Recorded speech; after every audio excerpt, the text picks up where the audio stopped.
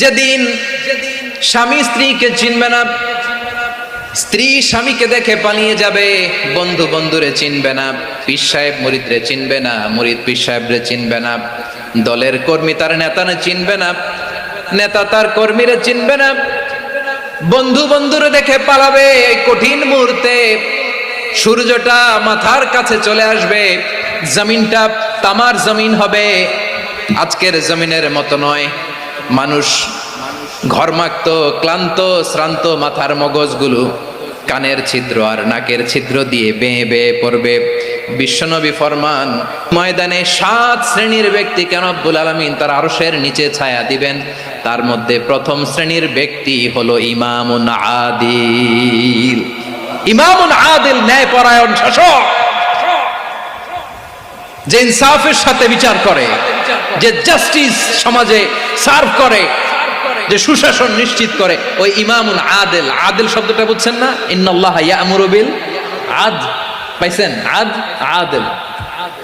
7 শ্রেণীর ব্যক্তিকে আল্লাহ তাআলা সুশীতল আরশের নিচে ছায়া দিবেন, যেদিন তার দেয়া ছায়া ছাড়া কোনো ছায়া থাকবে না। এর প্রথম হচ্ছে ইমামুন আদিল, ন্যায়পরায়ণ শাসক। চিল্লায় বলেন সুবহানাল্লাহ। আবার বিশ্বনবী বললেন, ইন্নাল মুকসিতিনা ইনদাল্লাহি আলা মানাবিরা মিন নূর আন ইয়ামিনির রহমান। কিয়ামতের দিন যারা ন্যায়পরায়ণ হিসেবে আল্লাহর সামনে দাঁড়াবে, কিয়ামতের দিন রব্বুল আলামিন তার আরশের ডান দিকে ওই ন্যায়পরায়ণ লোকদের জন্য আরশের ডান দিকে একটা নূরের মিম্বারে তাদেরকে বসার সুযোগ করে দিবে। আল্লাহর আরশের ডান দিকে ন্যায়পরায়ণ লোকদের জন্য আল্লাহ তাআলা নূরের মিম্বার বানাবে। 4টে কেন কথা মনে করেছেন? আল আদাল, জাস্টিস। ইন্নাল্লাহা ইয়া'মুরু বিল আদল। আল্লাহ তাআলা এই আদালতের নির্দেশনা দেয়, সুবিচার, সুশাসন। প্রিয় ভাইয়েরা, এটা আমরা বাংলাদেশে চাই কি চাই না? এই যে অরাজকতা, এই যে অন্যায়, এই যে জুলুম, এই যে ইনকনসিস্টেন্সি, সমাজের অসঙ্গতির প্রধান কারণ জাস্টিস নাই, সুবিচার নাই, সুশাসন নাই। শেষবারের মতো আওয়াজ করে বলেন তো, আমরা বাংলাদেশে আদল চাই কি চাই না? তাহলে প্রথম নির্দেশনা শেষ। আল্লাহ তাআলা তোমাদেরকে আদলের আদেশ দেন। এরপরে আল্লাহ বললেন, আমি তোমাদেরকে ইহসানের আদেশ দেই।